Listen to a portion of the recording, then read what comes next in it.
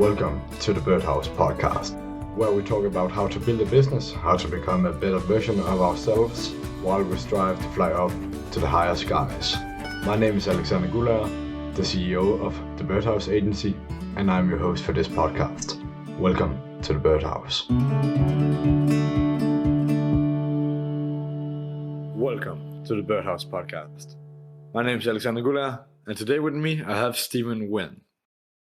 Hello, Stephen. Yo, yo. It's good to see you again. Different location than usual. Yeah, and it's going quite well for you. You have been seeing a dietitian, and now you're lost about 7 pounds. Mm-hmm. So good for you. What was some of the things that you have changed through that diet? Getting the proper vitamins for my body and eating the proper foods, I think, is number 1 and 2 things, because I think I just need to also turn my metabolism on earlier in the day. Because of my pain syndrome, it just doesn't turn on. So I'm not running those calories each day. And so getting on a diet that I'm actually eating good food consistently throughout the day is keeping my metabolism on, which is also burning more calories. Oh yeah, cool. You explained earlier that it was a bit more high protein, low carbs. Mm-hmm. What did you give any explanation on why that was the case that you should do? One, carbs are super bad for like just weight in general. But there's bad carbs and good carbs. Good carbs comes from like the vegetables and all of that, but we eat so much just bread in our diet. I think that's just one of the key things that I've cut out: bread and sugar. And so like I'm not eating a ton of like dessert. I'm not, and I'm just eating different portions of things. And so like I'll be for like, instead of getting like a 16-ounce steak, I can only get like a 8 or 10 ounce for like the protein that I need. And then I'll get like a salad on the side instead of bread or mac and cheese or whatever. Now, whenever I get to the weight that I want, I'll start adding that back in, because I can't live without mac and cheese for too long. If you ask my girlfriend, that's like one of my favorite foods ever, period. The end. But I just think it's been really good with running a calorie deficit and getting the proper what my body actually needs to run and burn and just feel better. Sounds good. I'm glad for you. It's quite an achievement to lose some weight. Mm-hmm. Okay.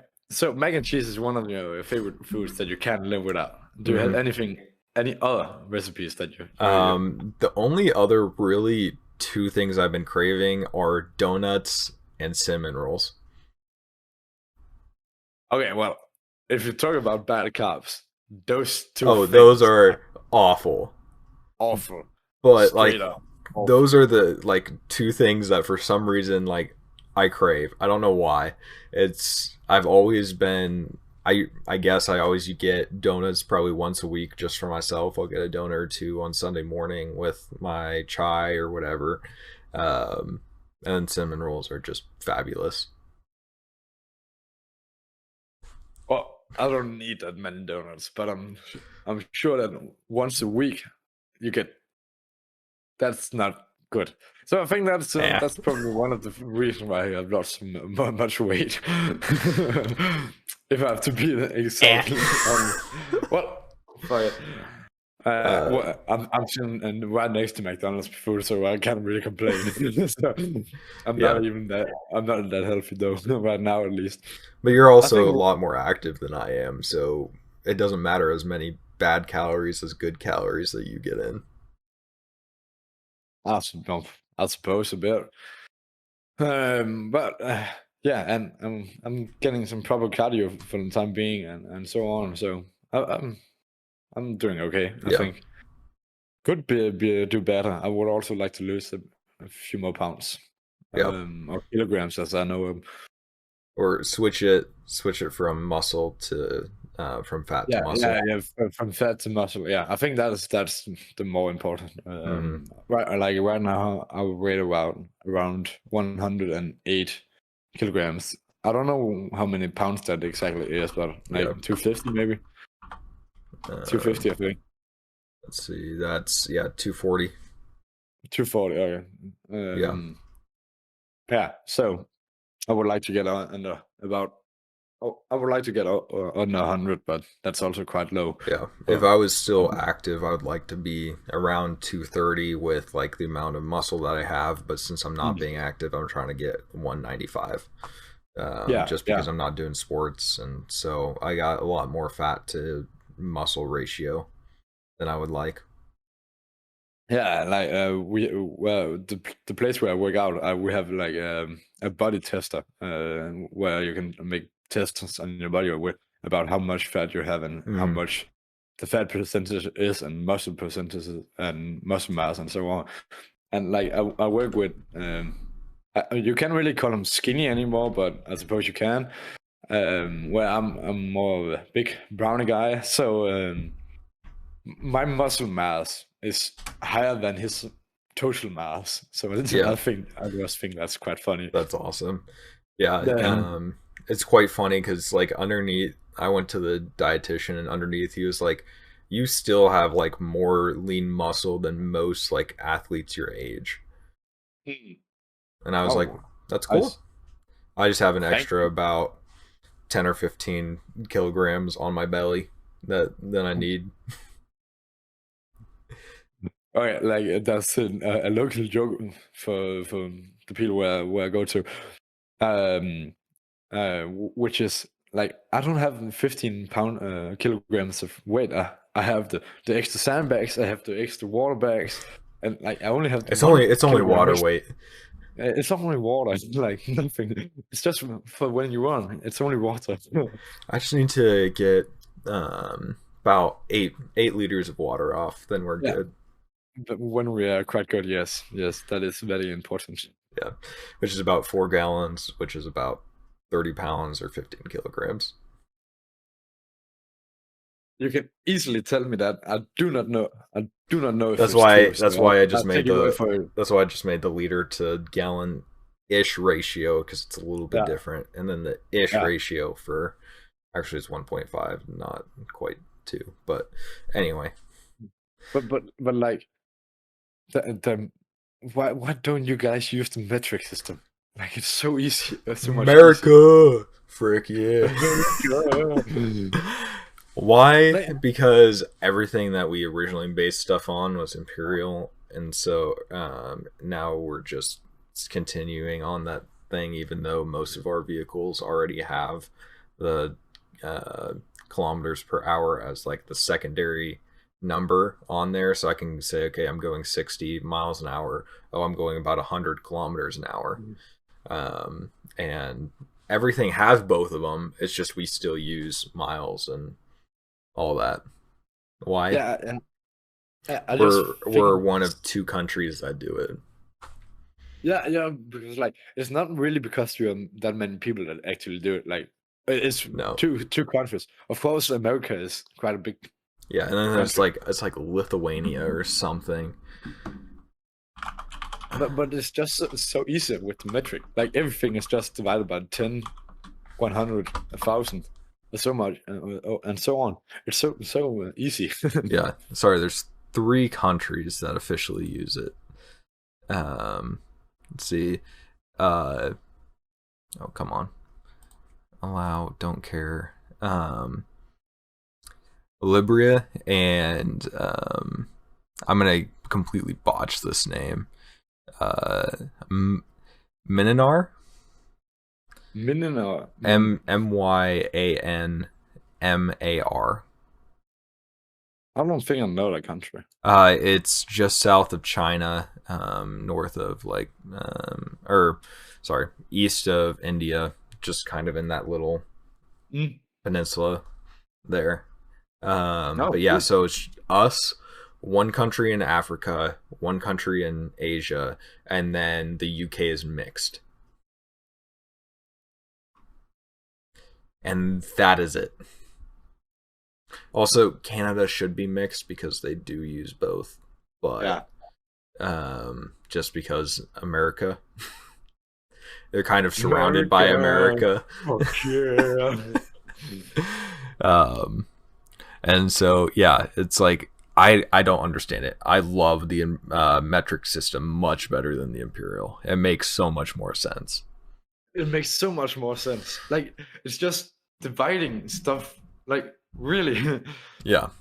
Granted, I also think that we should be on a 12-digit basis instead of a 10-digit basis, but that's a whole nother conversation. 10 digit.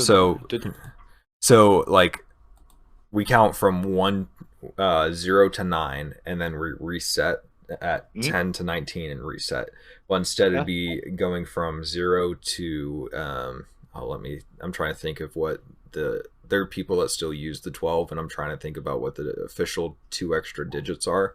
But there's 12 digits, and then it recycles. So at the 13th, so 1 to 12, and then at the 13th it cycles back to the 1. So then the 13th digit would be the 10, 11, 12, 13, 14, 15, 16, 17, 18, 19, and then it would be like 10 elf, and then I can't remember what the 12th digit name is, but one of them is elf, and then the other is something else. But it makes stuff super easy to divide by 3 and 4 instead of just super easy to divide by 2 and 5. Yeah. And so because it'd be 2, 3, and 4 that you can divide by super easy, which is a lot more useful than dividing by 5. Yeah, I got that. I don't know how it would actually work. It'd be really hard to teach anyone that's used to base 10 to change it to a base 12. Yeah, and I think that's probably why we don't do it. I don't know. It's just like for some reason our clock system is a base 60. That's just because somebody thought it'd be cool to run the math through a base 60 number, and then they evenly divided that and then justified it, so on and so forth. But that's why our clocks are 60 for each minute, each hour, and all of that. And also, like, if you go when you measure angles, it's also 360 for all around. I was like, why? Yeah, sometimes it's sorry. Or that is because of how a degree was originally defined, which, again, this is huge math theory, but just how it originally was defined made it exactly 360, and the math worked out a ton better for a 360-degree circle than it would for a 100-degree circle. And yeah, so that's math theory that I don't want to get into but originally when it was just figured out, that it was just, again, the original, like what they based it on, it just worked out better that way, and the math worked out better for the 360. It's just like for clocks, it worked out better for 60. Yeah. I actually did not know that. Well, and as you know, in school I was also taught in chemistry and physics. So therefore, like, when we talk about the metric system, I'm quite used to thinking about what measurement you want to use in it. And it's so much easier when it's just divided by 10, 20, 10, 100, 1,000, 1 million, 1 billion, and so on. So 100%. Much easier. Like, then you don't have to do things by, like, the constants aren't like 9.8 or things like that, and you're just like, it's weird. Yeah, and you don't have to. Usually what I would do for physics is convert everything to the metric system, do all the math, and then convert it back to the imperial system for the answer, because it was just easier for me to think about it. I used to have all the different ratios of, okay, this is exactly how much like a kilometer to a mile is, this is exactly how much a foot is to a meter, or because I know a yard to meter also pretty easily. So I used to just be able to do all of that just like that. Useful. I never put in the work to memorize those. Well, you don't use it every day. You don't use it every day. Yeah, I never had to. Fuck you. But it's really funny when you're working on like cars, because you have to have a SA, SE, and then metric. which is just standard imperial units, and then the metric units, because even like General Motors, who owns like Ford and all, or sorry, they own Chevy, but even Ford, they use millimeter sockets. But some of the places it's millimeters, and some of the places it's like, here's a 1/8 inch Yeah. bolt, and you're like, why? I just want to use the 10 millimeter, the 12, the 14, the 16, and the 8. That's the set that I'd rather have than have to have the 3/4, the half, the quarter, the 5/8, the 11/16 to fit on there, and you're just like, why? Yeah. Like it's so stupid. That's and I think about we are quite global as a species nowadays. We talk with everybody from the globe. Like you come from America, I come from Denmark, and we still talk. Mm-hmm. So therefore, it would be quite useful for everybody if if we were to agree on what metric we would use forward. And like Everyone else but US is kind of like, we agree. And the US is just like, screw all of you. The US is also like, fuck you, I want to be independent. Yeah. Fuck but you. like, I do understand, like for the Fahrenheit, it's based on like the body temperature. The 0 degrees is like where you really have to like start being conscientious about how like when water freezes and how long you are outside. So like the 0 degrees Fahrenheit is where it really starts to hurt your body without any external help. And same with 100 degrees and up, it's where like your body starts to get damage without having some kind of cooling system or some kind of something to help you decrease your body temperature. I don't know if you know it, but do you know what 0 degrees Fahrenheit is in 0 degrees Celsius? Because as far as my understanding was 0, 0, 0, and 37 to 100. Yeah, it's -17. Negative 17. -18. Okay. But it is funny that the matching point for Fahrenheit and Celsius is -40 exact. So if you convert Celsius to Fahrenheit at -40, it's the exact same. I actually did not know that. Sorry. You're good. Cool. Yeah. I did not know that. Yeah. But I also understand like it's hard to change different things, which including like in business or in life, like change is just difficult in general. Yeah. Like for me, it's like I don't know what I'm doing quite yet, and so I'm trying to change what I'm doing. I've changed my mindset. Now I'm trying to make the life that I want, and I've been my own business owner. I've worked for companies. I've done sales. Like, and I'm just trying to see where I fit in, because like right now, I don't necessarily think that like I'd be a great business owner without a team around me. Because like I can do contract work, like fine, great, whatever. But like just what I've learned is like I need a team like around me, and I just haven't been able to find that. So for me, it's like I'm going to be transitioning back from contractor, being my own business owner, to more of the corporate world because of that. And that's not an easy change. And it's like even just fitting in this podcast each week, that was a hard change for both of us, because it's just it's also hard because we're not on the same time. Like it's an 8-hour time difference. Yeah, 8-hour. 8 hour. And so it's like whenever I say, oh, let's meet at 8 a.m. for you, that's let's meet at 4. And so it's difficult because we're literally on the opposite side of the world.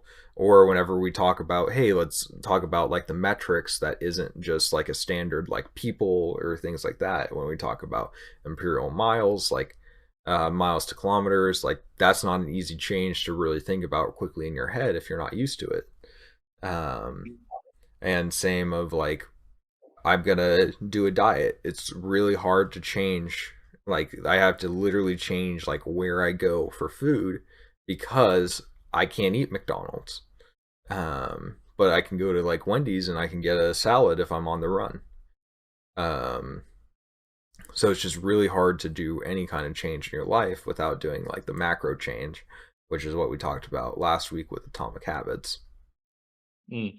And I also think it's like the cultural differences. Mm-hmm. Like my brother has a girlfriend who lives about 15 minutes away. Like, and of course, they have been together for a long time. And I can still remember, like, even though we live in the same country, even though we live in like 15, 20 minutes of the Mm-hmm. same to each other, like some of the cultural differences, like some of the words that we use, what the words that we speak means, Mm-hmm. and also just like how to set up the everyday life is so much different. Yeah. So for us to do it in Denmark and in America, we both have to really prioritize to do it. And We have to clarify a I'm lot what something means. yeah, exactly, and I'm really glad that we got together to do it. Um, but like it's quite hard to do it with all the differences, Yeah. and yeah, and that's also that leads to a point which is change is hard. Mm-hmm. Like we are habitual animals. We like what we know. Our habits, and that's also where the quote I can't remember who it is from, but the quote the burdens of our habits are not felt until they are too heavy to lift off. Mm-hmm. The Yeah. the Uh, burdens, yeah, basically saying like the weight of your burdens, like you don't notice it until you can't deal with it. yeah, until you can change it. Yeah. Yeah. Um, and so on. I think messed up the words, but I'm Yeah. glad you understand the meaning. Yeah, Uh, I know the saying you're doing and I can't think of the exact phrase that they used, but I said what the meaning was. yeah. And yeah, that's very true. Like whether that's physical or emotional, like you don't notice that holding this cup up is hard until you hold it for 5 minutes up in the air. Like if I did this True. for the whole time, like my arm will be burning by the end of this. And this has maybe a couple ounces like of water in it, like not much. Ounces. Such a stupid ass metric. I would use like can of soda, but our sizes of cans of soda are also different Oh my god, why? because America's bigger. Like Uh, if you ask for a large in Denmark at McDonald's, you're probably going to get our smaller medium size. oh yeah, yeah. Like we have half a liter, which is most places Yeah. big, So but also but yeah. all So is medium this like almost. about the size of your large, or a Yeah. little bit? Yeah. This is our size of our small. Yeah. Okay, I'm gonna actually have it like Yeah. this. Is that your large? Yeah. Yeah. That's our small. Yeah. Fucking And wow. so, like, it's just things like that where I would use, like, oh, we have this much of your, like, a regular can of soda, but your cans of soda are, like, I don't know, 6 ounces instead of 10 ounces. But, like, this only has about yay much, little over a shot of um, water in it. Hmm. Like, two Fun. shots, maybe. Um, and so it's just like, cool, holding that for 20-30 minutes is going to be probably some of the worst like pain a lot of people felt in their arms because they're not used to exercising it. Yeah. And like it's 10 minutes is also like 600 seconds. Mm, So like at at the end it's going to be tough. yeah. Like it's also like with the plank, I can easily hold 10 seconds, but 600 seconds I'm going to be. Yeah. I used to be able to hold a plank for 30 minutes. I can barely hold it for about 3 minutes now. I had ridiculously strong abs. Planks were my favorite thing to do. Really? I hated apps. Yeah. like I love doing like the bicycle where you do that. That was like that and planks were like my favorite thing. Funny story about doing like an ab workout. So I dislocated my elbow my freshman year. Um, like a couple days after I got my cast off, there we had a push-up contest in our PE class or our weights class. And how we did the push-up contest was we got all in a bunch of circles, and one person would do a push-up, and then you would hold like the push-up stance. Well, the next person did a push-up, next person. Then you do 2 push-ups, 3 push-ups, so on and so forth. And I made it to the final 3, even after a not fully like developed like I legit could barely bend this still. And so like as I was doing it, I was leaning on my left hand more than my right, but I did like almost 275 300 push-ups in a row. um I was just like, and I saw the other guys, they were cross country runners, they were skinny people, and I'm over here like I'm a built person, and I was Oh like, yeah. I'm out. I'm not going to be able to get as many as them, even like I'm injured and I'm about 50-80 pounds heavier than they are. And so I was just like, yeah, no, I'm good.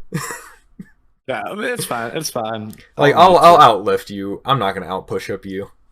I'll Uh, I'll deadlift 500 pounds, 250 kilograms. Like I'd rather do that than do another 150 push-ups with you and lose still.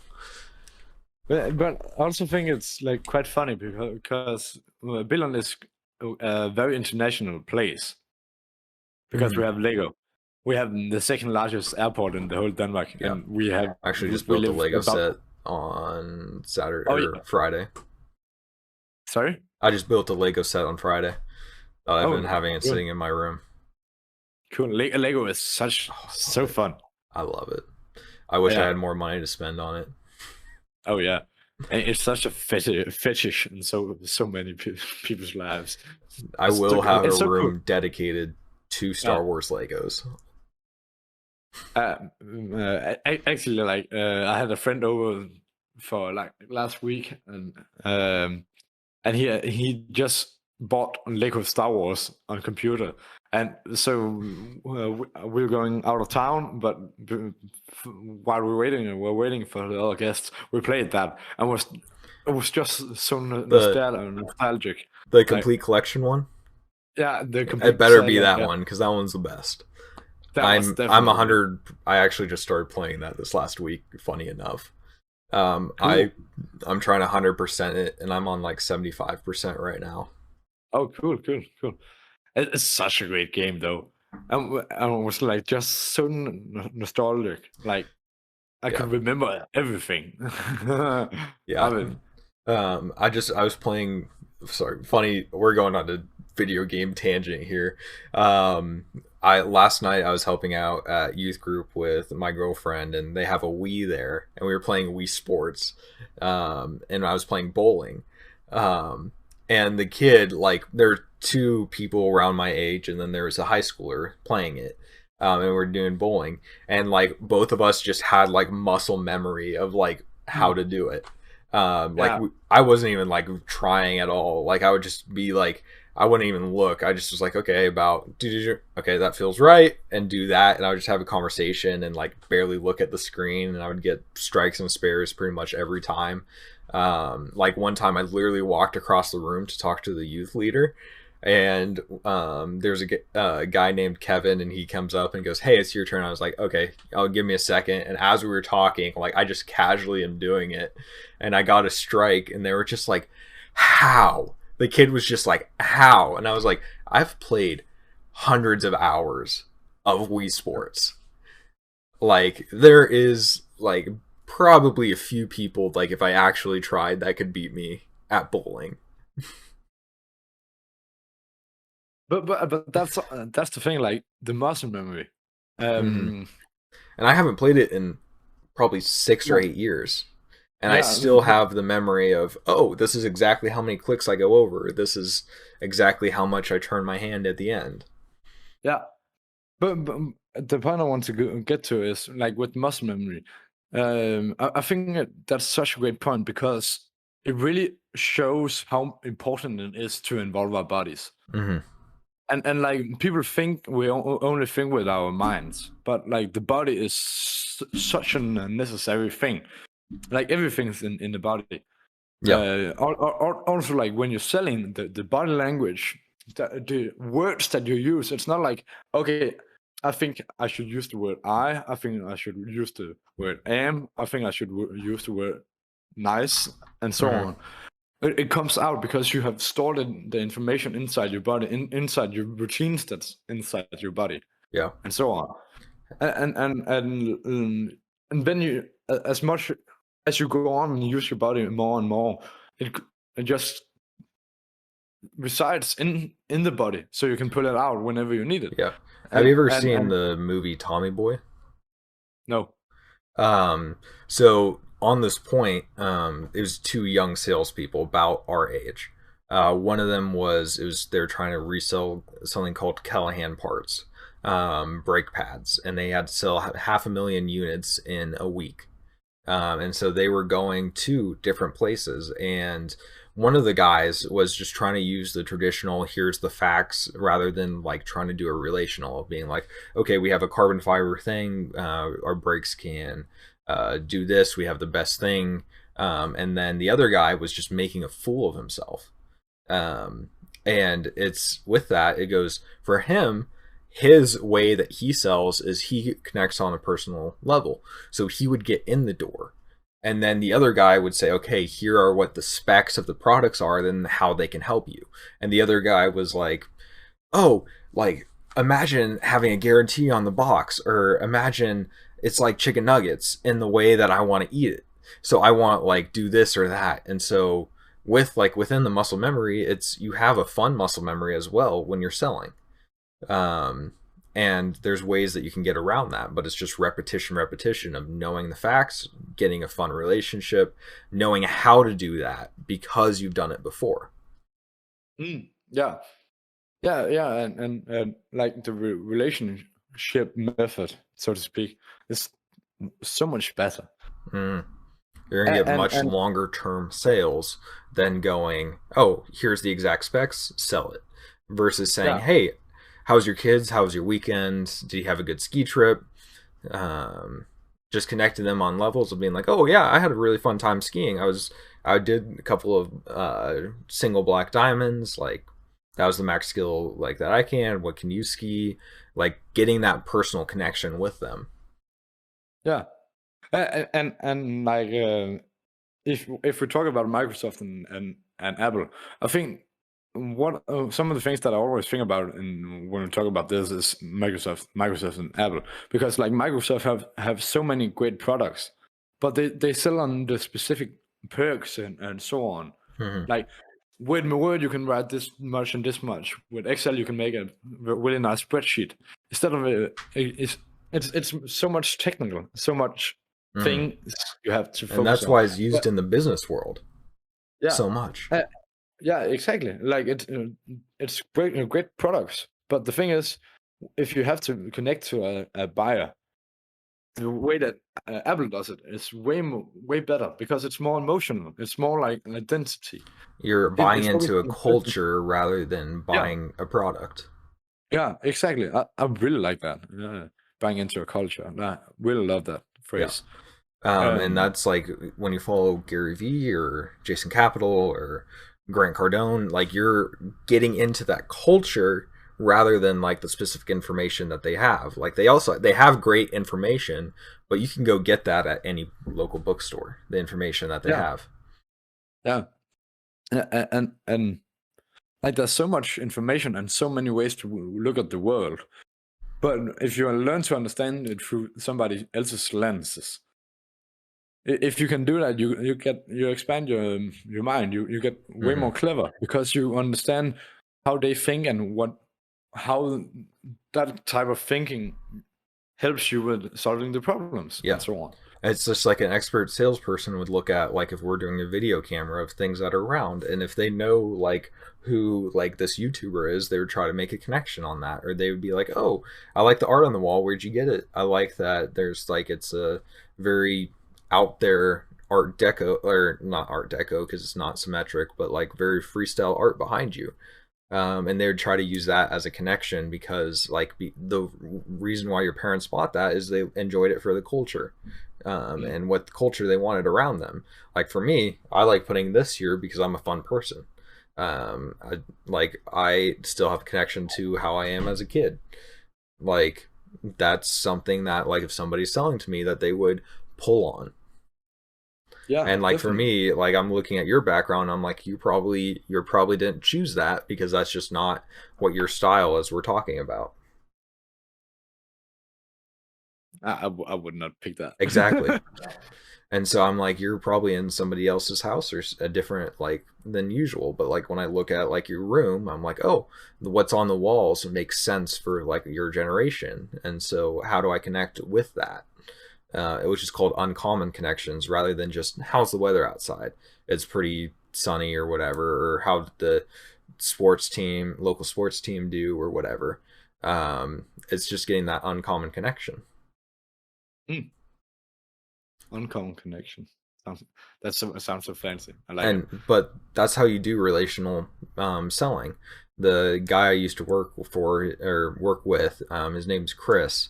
He is the best relational seller that I've ever met.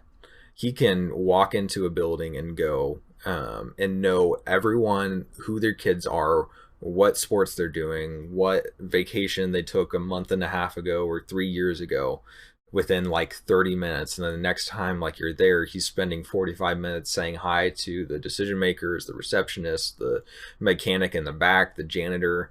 Like somehow he makes like, it's hilarious to watch him work because I'm like, how? I want to learn that because I'm like, yes, I'm the relational, but like I'm more like the decision maker and the receptionist. Like that's kind of where the level I am. But he's like, he can connect with everyone in the company like that, and then he memorizes it too. So he's like, Patty, how's your I know that you took your dog to the vet last week, how'd that go, or whatever. Yeah, yeah, and also like it gets more personal Yeah. because oh shit, this new guy that I do not know, he actually went to talk to me, and I told him something that was quite personal, but he also remembered it, Mm-hmm. and that's the thing about relationships. If you remember the personal stuff, like people love you Yeah. so fast, and whenever it's all that goes back to the in group and out group preferences. Like whenever you're an in group, you have a preferential.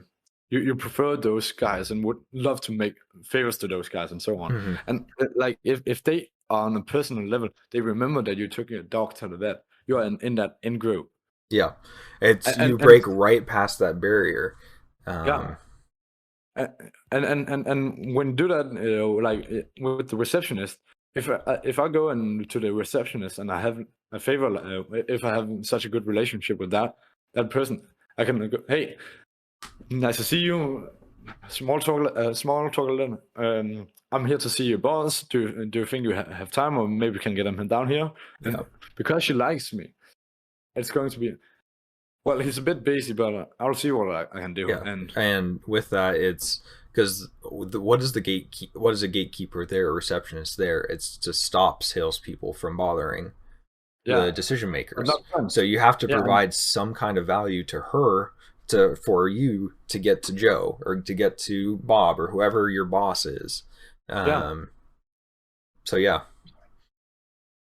Yeah, and I just think that that's a thing that most salespeople don't understand. They try Hmm. to sell the product, but you should always get the relationship Yeah. first. Have fun with the person, and so on. Yeah. Like for us, we enjoy talking about literally pretty much anything from video games to business to relationships to who knows what.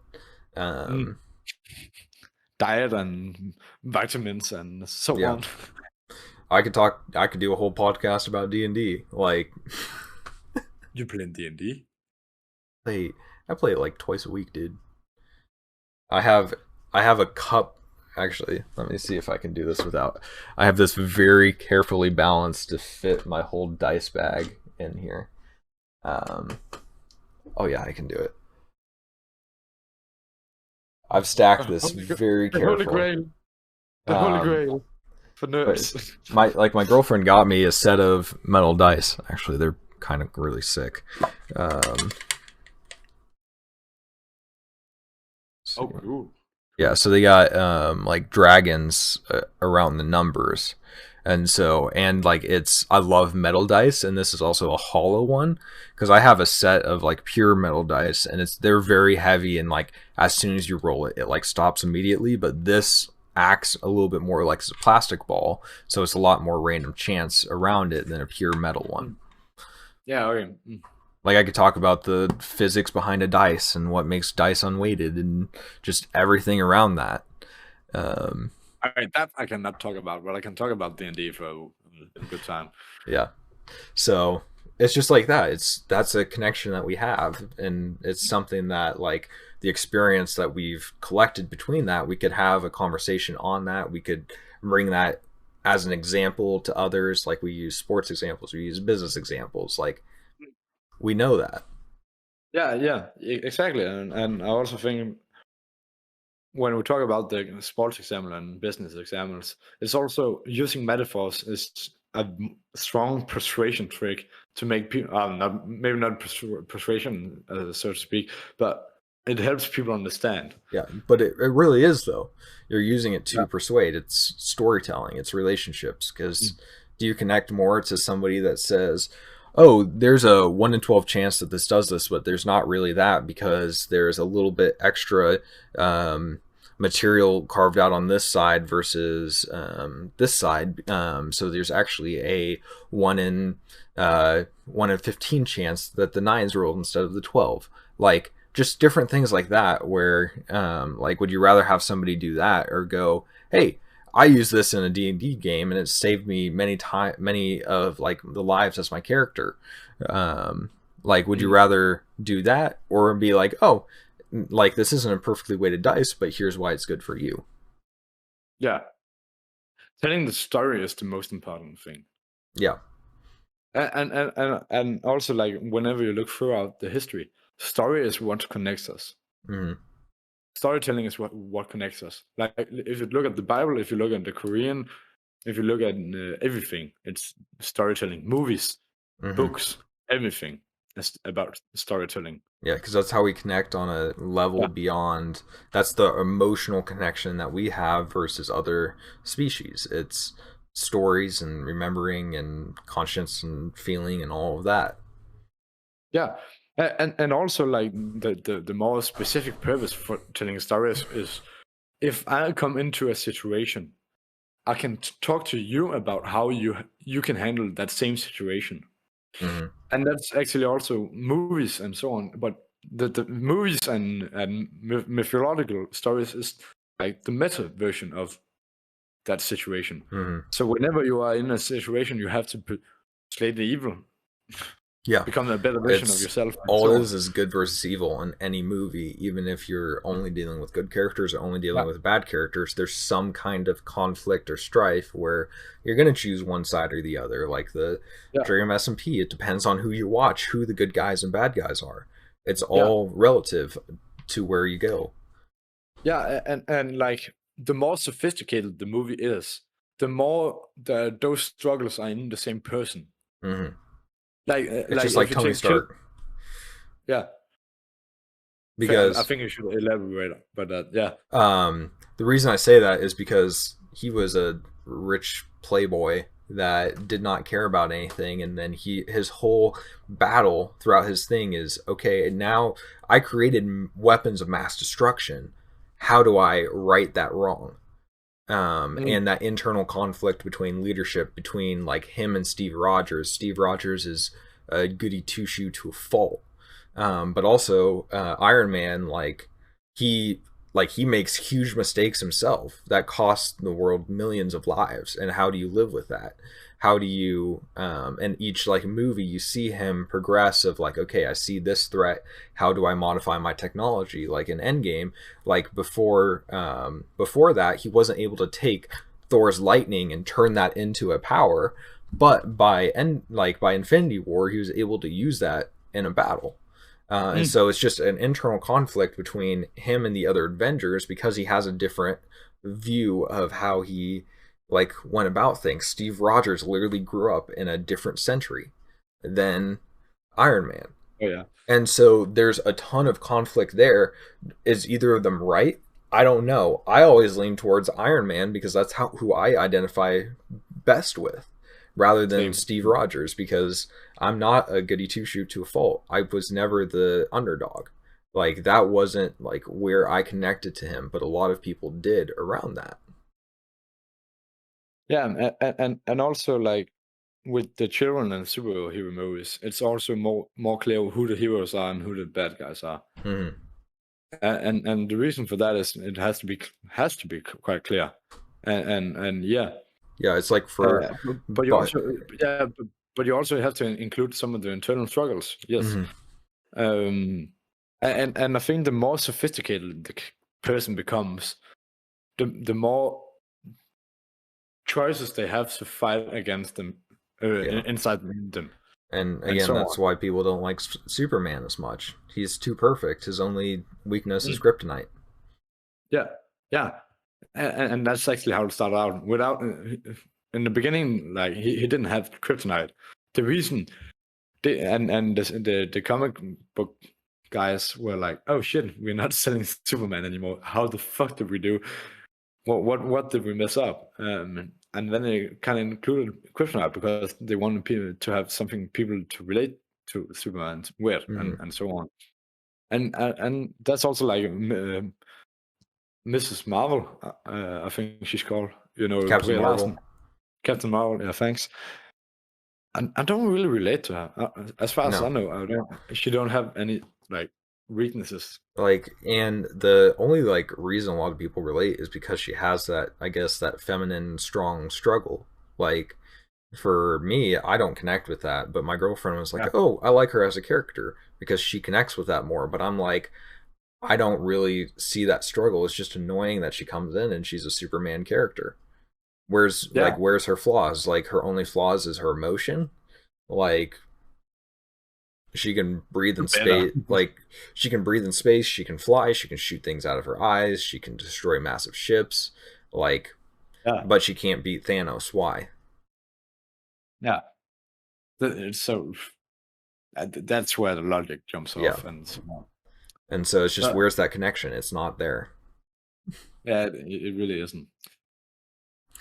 Okay, let's do a fun game. Sure. So usually we do the speaker, influencer, or movie. But today, because yesterday was Valentine's Day, we're gonna have a little special edition. Is this a love song or is this a contemporary Christian song? Okay. And you're not gonna know. I know a lot more of these. Yeah, I think so too. But a lot of these are gonna surprise you. I'm gonna use an example if it's not. Oh nope, it's here. So I can't even use the example that I love using. But we'll do that as our first question. So first question is this a love song or a contemporary worship song? A sloppy wet kiss and my heart turns violently inside of my chest. I don't hope that's a contemporary Christian song, so I think it was a love song. It's a Christian song. What the fuck? They switched it to an unforeseen kiss because they started singing it at like youth camps and whatnot. And a sloppy wet kiss is not something you want a bunch of middle schoolers saying. So it was like love's like a hurricane. It was like so it's actually an amazing song. I love this song, but I always sing it this way because I think it's hilarious the original way it was written. Okay, next song. Next song. Yeah, sorry. I have to every time I click if it's one or the other because I'll be playing with you because some of these I don't know, and it plays the video afterwards. So I got to skip that. Okay. I think I love you, but I want to know for sure. Come on, hold me tight. I love you. Christian song. Love song. And it is, yes, it is a love song. It's called Wild Thing by the Trogs. Trogs. Troggs. Okay. Capture my heart again. Your love is extravagant. Your friendship, it is intimate. Christian song. I'm going contemporary worship song as well. That is correct. Casting Crowns. As I feel your touch, bring a freedom to all that's within.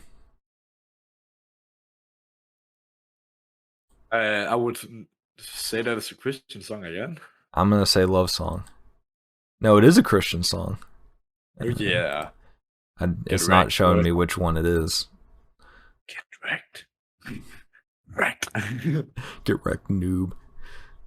Okay, lay back against you and breathe. Hear your heartbeat. This love is so deep, it's more than I can stand. That better be a love song. Yeah, that better be. No, that's a Christian song. What is those Christian authors? It's The More I Seek You by Carrie Job. Oh my. Yeah, some of these I can't even believe. I can feel you breathe. It's washing over me. Suddenly I'm melting into you. Love song. I'm going love song as well, and that is correct. Breathe by Faith Hill is that song. Okay. We're going all the way, and the wonder of it all is that I'm living just to fall more in love with you. Christian song. That is correct. Yeah. Deliver us deeper. Come on, please stop playing the videos. Okay. Your love is 1 in a million, and it goes on and on and on. You give me a really good feeling all day long.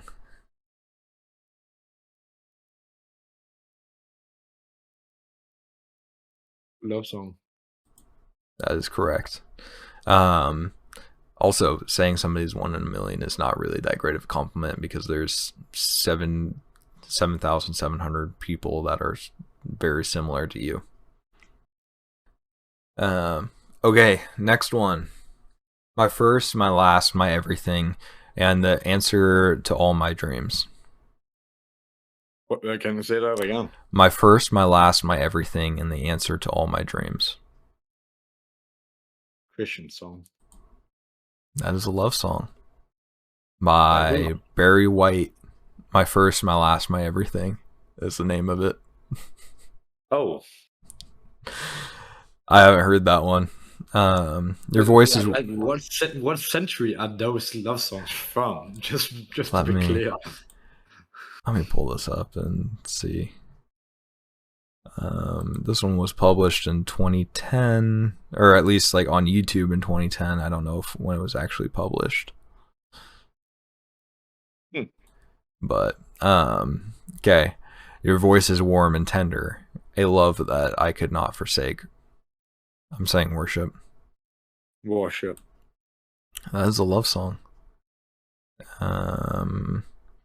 And I don't know what song it's from because it says video unavailable.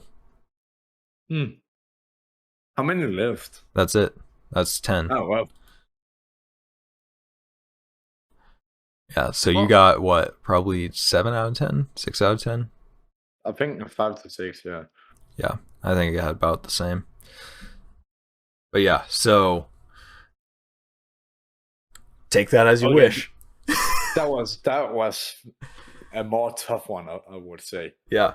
I think it's just funny because it's like yes, I understand that like God's love is like a relationship and all of that, but at the same time, the way that people describe it sometimes, I'm like, taking that out of context is weird. Yes. And yes, you want to know something that makes any sentence you say creepy? So you can say, hey, I hope you all have a good day and you guys have a safe travels back. Ladies. If you just like lower your voice and slow it down and say ladies at the end of any song or any sentence, you can go, I enjoyed the food tonight. Ladies. Oh, that's okay. Yeah, now I get you. Exactly. Sorry, just fun thing I heard a couple days ago that I just thought was funny. It's just always just going, ladies. But it's also like you can make so many things creepy as fuck. Mm-hmm. Yeah. And I think that's a good point to stop. Stop. You're creepy. I'm creepy. Peace out. Thanks for listening to the Birdhouse podcast. If you enjoyed this episode, follow me on my Instagram at the Birdhouse Agency and share it to your friends and family or rate it on Apple Podcast or Anchor. My name is Alexander Gulager and I will see you at the next episode.